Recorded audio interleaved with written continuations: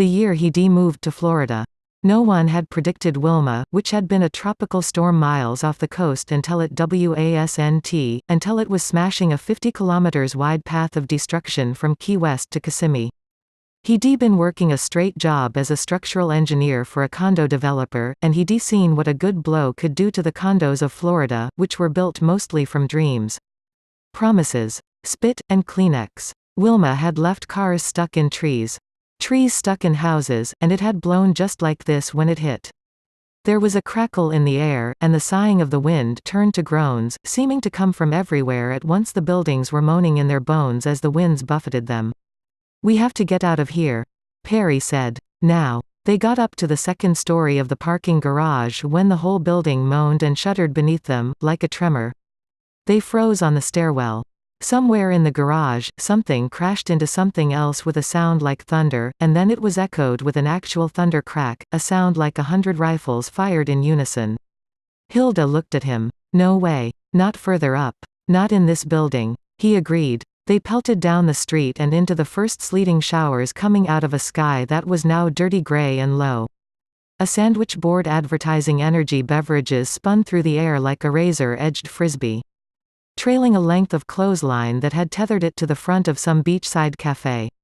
On the beach across the road, beachcomber robots burrowed into the sand, trying to get safe from the wind, but were foiled again and again, rolled around like potato bugs into the street, into the sea, into the buildings. They seizured like dying things. Perry felt an irrational urge to rescue them. "High ground," Hilda said, pointing away from the beach. "High ground and find a basement." Just like a twister. A sheet of water lifted off the surface of the sea and swept across the road at them, soaking them to the skin, followed by a sheet of sand that coated them from head to toe. It was all the encouragement they needed. They ran, but the streets were running with rain now and more debris was rolling past them. They got up one block and sloshed across the road. They made it halfway up the next block, past a coffee shop and a surf shop in low-slung buildings, and the wind literally lifted them off their feet and slammed them to the ground. Perry grabbed Hilda and dragged her into an alley behind the surf shop. There were dumpsters there, and a recessed doorway, and they squeezed past the dumpster and into the doorway. Now in the lee, they realized how loud the storm had been. Their ears rang with it, and rang again with another thunderclap. Their chests heaved and they shivered, grabbing each other. The doorway stank of piss and the crackling ozone around them. "This place, holy fuck, it's about to lift off and fly away," Hilda said, panting. Perry's unbroken arm throbbed and he looked down to see a ragged cut running the length of his forearm. From the dumpster. "It's a big storm," Perry said. "They come through now and again. Sometimes they blow away." "What do they blow away?" "Trailers. Apartment buildings." They were both spitting sand and Perry's arm oozed blood. "Sometimes," Perry said. They huddled together and listened to the wind lashing at the buildings around them. The dumpster blocking their doorway groaned, and then it actually slid a few inches. Water coursed down the alley before them, with debris caught in it. Branches. Trash, then an electric motorcycle, scratching against the road as it rattled through the river.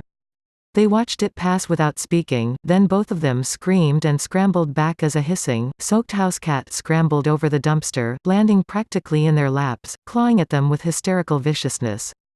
"Fuck," Hilda said as it caught hold of her thumb with its teeth. She pushed at its face ineffectually, hissing with pain, and Perry finally worked a thumb into the hinge of its jaw and forced it open. The cat sprang away, clawing up his face, leaping back onto the dumpster. Hilda's thumb was punctured many times, already running free with blood. "I am going to need rabies shots," she said. "But I'll live."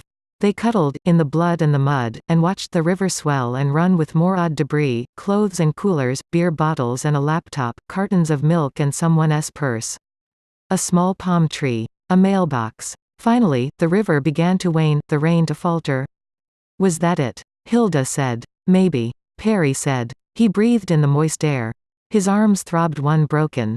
The other torn open. The rain was petering out fast now, and looking up, he could see blue sky peeking through the dirty, heavy clouds, which were scudding away as fast as they rolled in. "Next time, we check the weather before we go to the beach," he said. She laughed and leaned against him and he yelped as she came into contact with his hurt arm. "We got to get you to a hospital," she said. "Get that looked at, you too," he said, pointing at her thumb. It was all so weird and remote now, as they walked through the Miami streets, back toward the garage. Other shocked people wandered the streets, weirdly friendly, smiling at them like they all shared a secret. The beach front was in shambles, covered in blown trash and mud, uprooted trees and fallen leaves, broken glass and rolled cars. Perry hit the car radio before they pulled out of the garage. An announcer reported that Tropical Storm Henry had gone about 3 miles inland before petering out to a mere sun shower, along with news about the freeways and hospitals being equally jammed. "Huh," Perry said. "Well, what do we do now? Let us find a hotel room," Hilda said. "Have showers, get something to eat."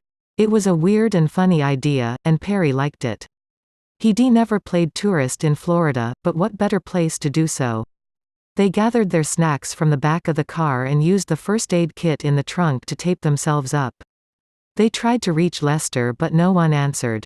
"He's probably at the ride," Perry said. "Or balls deep in reverse engineering the Disney box thing. Okay, let us find a hotel room." Everything on the beach was fully booked, but as they continued inland for a couple blocks, they came upon coffin hotels stacked 4 or 5 capsules high, painted gay Miami deco pastels, installed in rows in old storefronts or stuck in street parking spots, their silvered windows looking out over the deserted boulevards. "Should we?" Perry said, gesturing at them. "If we can get an empty one." "Damn right, these things are going to be in serious demand in pretty short order." Stepping into the Coffin Hotel transported Perry back to his days on the road, his days staying at Coffin Hotel after Coffin Hotel, to his first night with Hilda, in Madison. One look at Hilda told him she felt the same. They washed each other slowly, as though they were underwater, cleaning out one another's wounds, sluicing away the caked-on mud and grime blown deep into their ears and the creases of their skin, nestled against their scalps. They lay down in bed. Naked. Together, spooned against one another. "You re a good man." Perry Gibbons. Hilda said, snuggling against him, hand moving in slow circles on his tummy. They slept that way and got back on the road long past dark, driving the blasted freeway slowly, moving around the broken glass and blown-out tires that remained. The path of the hurricane followed the coast straight to Hollywood, a line of smashed trees and car wrecks and blown-off roofs that made the nighttime drive even more disorienting. They went straight back to the condo, but Lester wasn't there. Worry nagged at Perry. "Take me to the ride," he said, after he de-paced the apartment a few times. Hilda looked up from the sofa, where she had collapsed the instant they came through the door, arm flung over her face. "You re-shitting me," she said. "It's nearly midnight, and we've been in a hurricane." Perry squirmed. "I've got a bad feeling." "Okay. And I can drive myself." He flapped his busted arm at her. Hilda looked at him, her eyes narrowed. "Look, don't be a jerk." "Okay. Lester's a big boy. He's probably just out with Suzanne. He'd have called you if there'd been a problem." He looked at her, bewildered by the ferocity of her response. "Okay, I'll call a cab," he said, trying for a middle ground. She jumped up from the couch. "Whatever. Fine. Let me get my keys." Jesus. He had no idea how he de-angered her, but it was clear that he had, and the last thing he wanted was to get into a car with her, but he couldn't think of a way of saying that without escalating things. So they drove in white-lipped silence to the ride. Hilda tense with anger. Perry tense with worry, both of them touchy as cats, neither saying a word. But when they pulled up to the ride, they both let out a gasp. It was lit with rigged floodlights and car headlights, and it was swarming with people. As they drew closer, they saw that the market stalls were strewn across the parking lot, in smashed pieces. As they drew closer still, they saw that the ride itself was staring eyeless at them. Window glass smashed. Perry was out of the car even before it stopped rolling. Hilda shouting something after him. Lester was just on the other side of the ride entrance, wearing a paper mask and rubber boots, wading in 3-inch deep, scummy water. Perry splashed to a halt. "Holy shit," he breathed. The ride was lit with glow sticks, waterproof lamps, and LED torches, and the lights reflected crazily from the still water that filled it as far as the eye could see, way out into the gloom. Lester looked up at him. His face was lined and exhausted, and it gleamed with sweat. Storm broke out all the windows and trashed the roof, then flooded us out. It did a real number on the market. 2. His voice was dead. Perry was wordless. Bits of the ride exhibits floated in the water, along with the corpses of the robots. No drainage. Lester said. The code says drainage, but there's none here. I never noticed it before. I am going to rig a pump, but my workshop's pretty much toast. Lester's workshop had been in the old garden center at the side of the ride. It was all glass. We had some pretty amazing wins. Perry felt like he should be showing off his wound to prove that he hadn't been fucking off while the disaster was underway, but he couldn't bring himself to do so. We got caught in it in Miami. He said. Wondered where you were. The kid who was minding the shop just cut and run when the storm rolled in, he did. Christ, what an irresponsible asshole.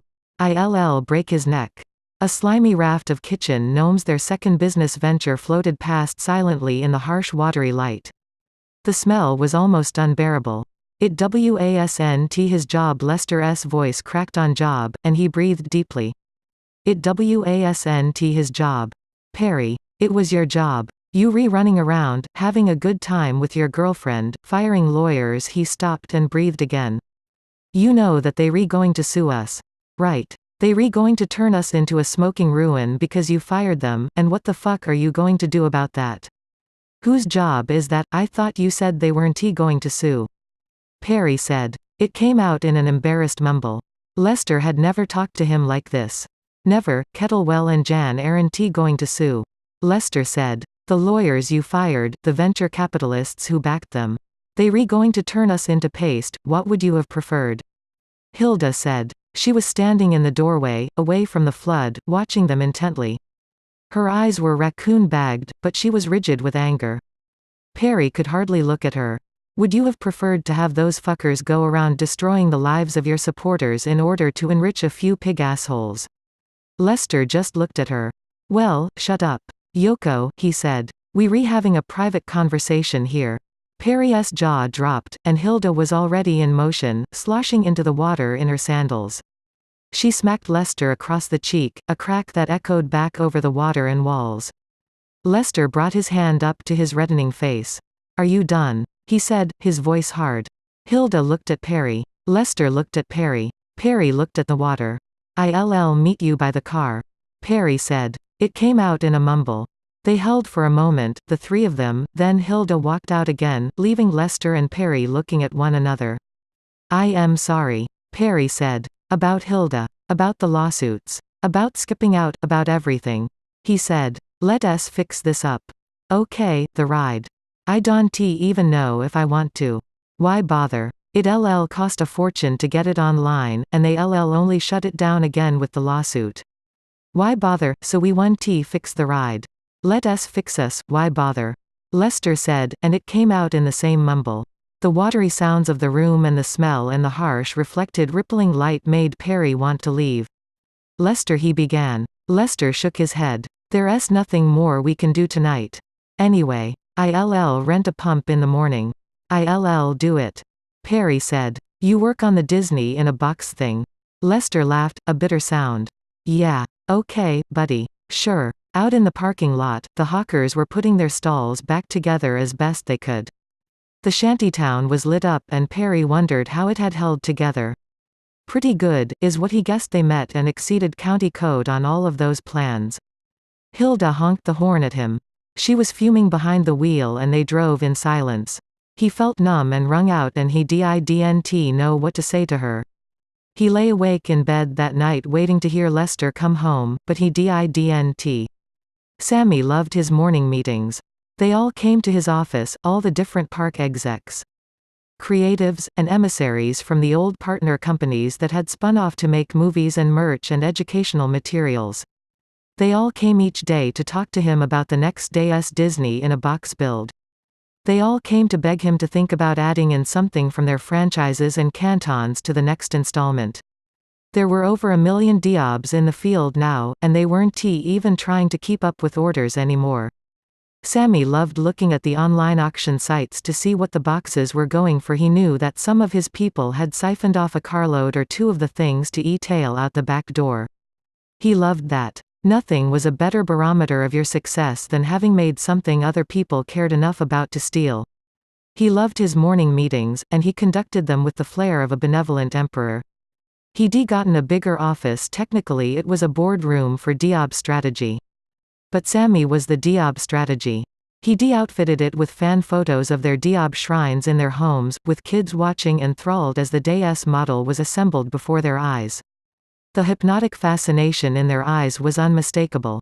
Disney was the focus of their daily lives, and all they wanted was more. More, more. He could push out 5 models a day. 10, and they'd go nuts for them. But he wouldn't. He was too cunning. 1 model a day was all. Leave them wanting more. Never breathe a hint of what the next DS model would be. Oh, how he loved to watch the blogs and the chatter as the models self-assembled, the heated, time-bound fights over what the DS model was going to be. "Good morning, Ron," he said. Wiener had been lobbying to get a Main Street build into the models for weeks now, and Sammy was taking great pleasure in denying it to him without shutting down all hope. Getting Ron Wiener to grovel before him every morning was better than a cup of coffee. "I've been thinking about what you said, and you rewrite," Wiener said. He always started the meeting by telling Sammy how right he was to reject his last idea. The flagpole and marching band scene would have too many pieces. House cats would knock it over. We need something more unitary, more visually striking. So here's what I've been thinking. What about the fire engine? Sammy raised an indulgent eyebrow. Kids love fire trucks. All the colors are in the printer's gamut. I checked. We could create a Mickey and Friends fire crew to position around it, a little barn for it. The only thing I liked about fire trucks when I was a kid was that the word started with F and ended with UCK. Sammy smiled when he said it, and waited for Wiener to fake hilarity. 2. The others in the room, other park execs. Some of their licensing partners, a few advertisers laughed too. Officially, this was a brainstorming session. But everyone knew that it was all about getting the nod from Sammy. Wiener laughed dutifully and slunk away. More supplicants came forward. How about this? She was very cute, dressed in smart, dark clothes that were more Lower East Side than Orlando. She smelled good, too, one of the new colognes that hinted at free monomers, like hot plastic or a new bought tire. Cat slanted green eyes completed the package. What you got there? She was from an ad agency, someone Disney Parks had done business with at some point. Agencies had been sending their people to these meetings too. Trying to get a co-branding coup for one of their clients. It's a series of 3, telling a little story. Beginning, middle and end. The first one is a family sitting down to breakfast, and you can see, it's the same old crap, boring microwave omelets and breakfast puddings. Mom's bored, Dad's more bored, and sis and brother here are secretly dumping theirs onto Mom's and Dad's plates. All this stuff is run using the same printers, so it looks very realistic. It did indeed. Sammy hadn't thought about it, but he supposed it was only natural that the omelets were printed. How else could General Mills get that uniformity? He should talk to some of the people in food services about getting some of that tech to work at the parks. So in part 2, they resetting up the kitchen around this mystery box. 1 part easy bake lightbulb oven, 1 part TARDIS. You know what that is? Sammy grinned. Why yes. I believe I do. Their eyes met in a fierce look of mutual recognition. It's a breakfast printer, isn't it? The other supplicants in the room sucked in a collective breath. Some chuckled nervously. It's about moving the apparatus to the edge. Bridging the last mile. Why not? This one will do waffles, breakfast cereals, bagels and baked goods, small cakes.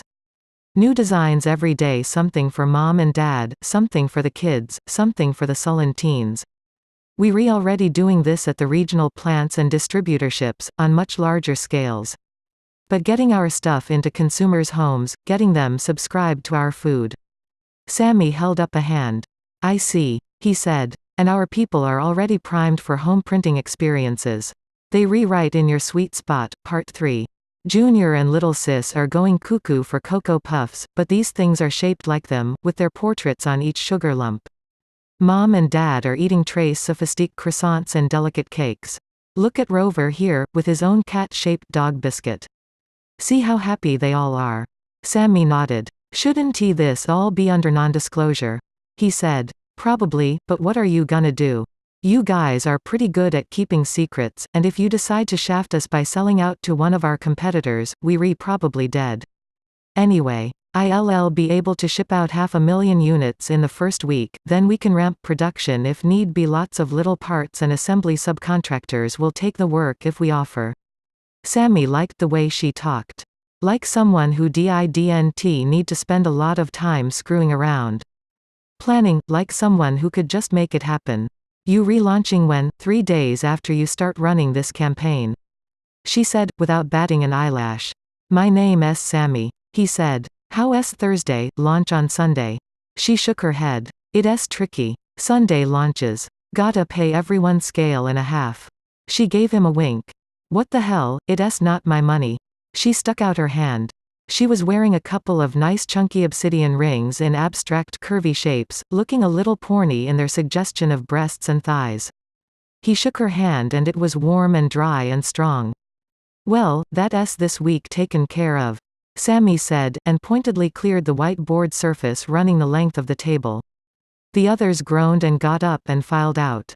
The woman stayed behind. Dinah, she said. She handed him a card and he noted the agency. Dallas-based, not New York, but he could tell she was a transplant.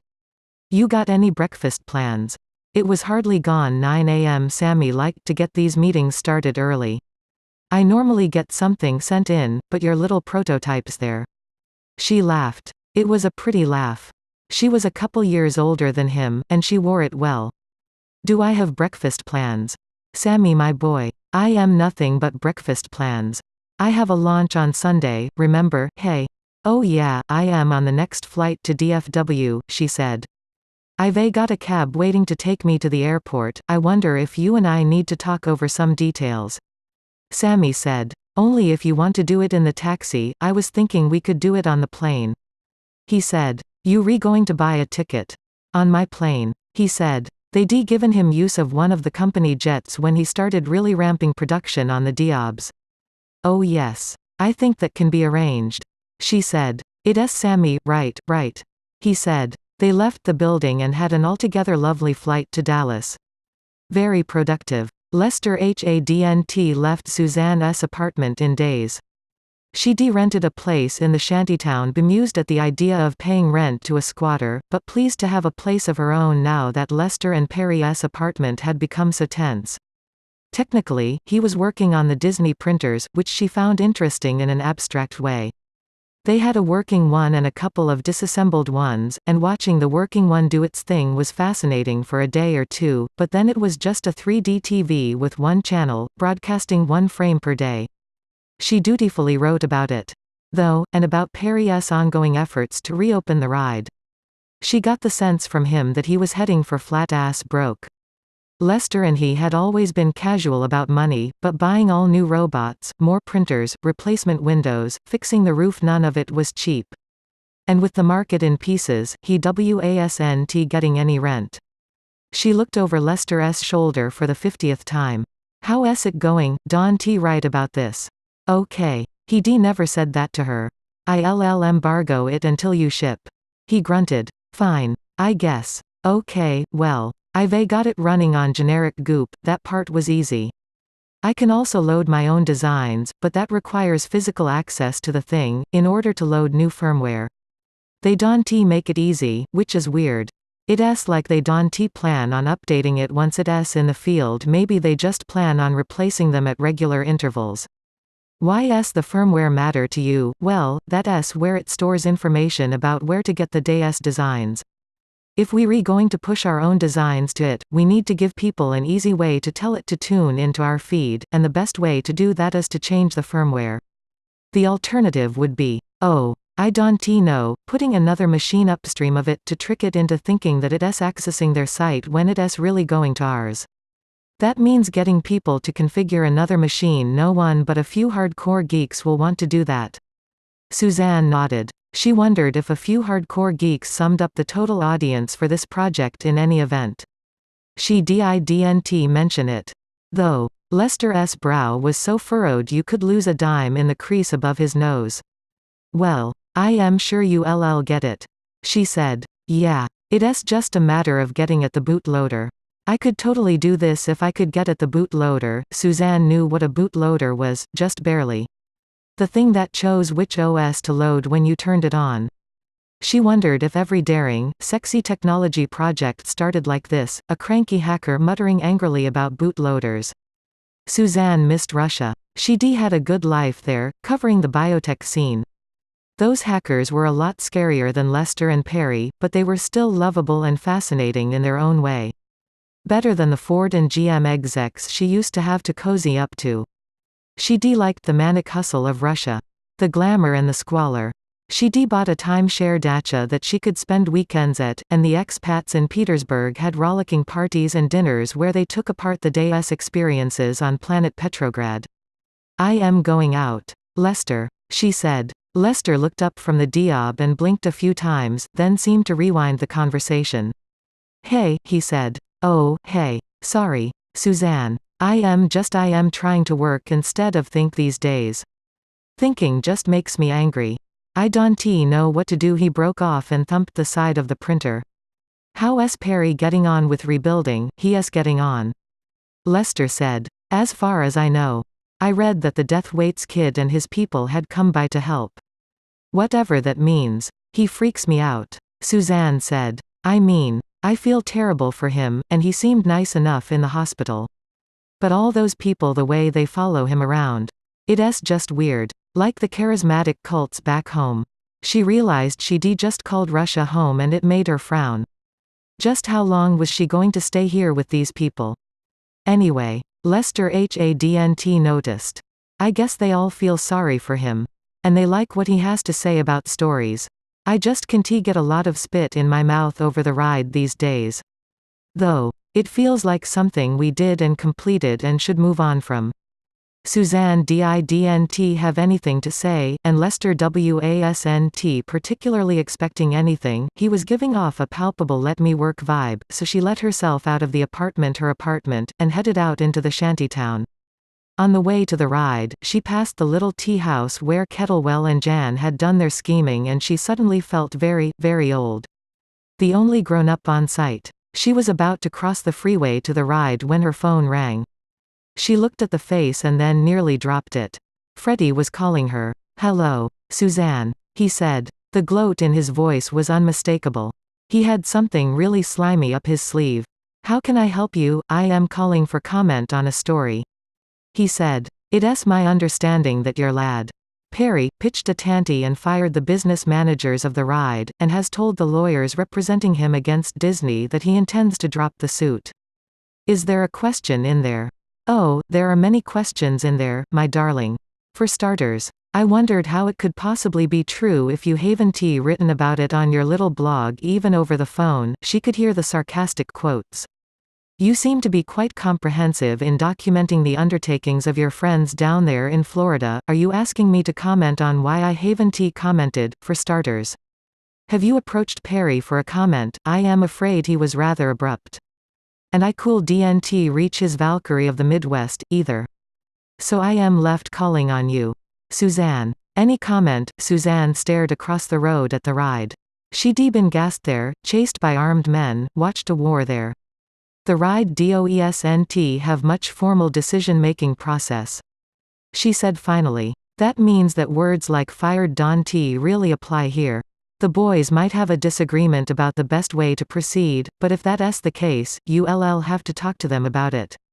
Are you saying that you don't know if your boyfriend's best friend is fighting with his business partners?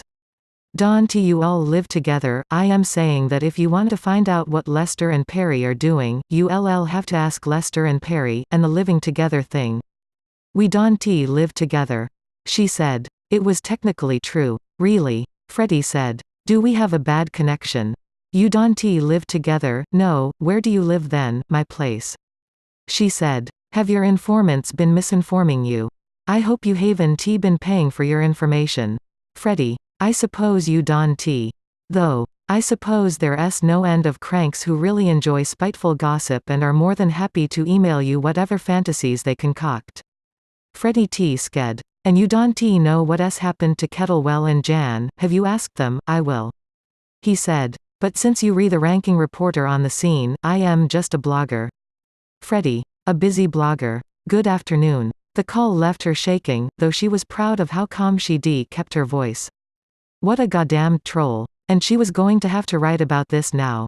There were ladders leaned up against the edge of the ride, and a motley crew of roofers and glaziers on them and on the roof, working to replace the gaping holes the storm had left. The workers mostly wore black and had dyed hair and lots of metal flashing from their ears and faces as they worked. A couple had stripped to the waist, revealing full-back tattoos or even more piercings and subcutaneous implants, like armor running over their spines and shoulder blades. A couple of boom boxes blasted out grinding.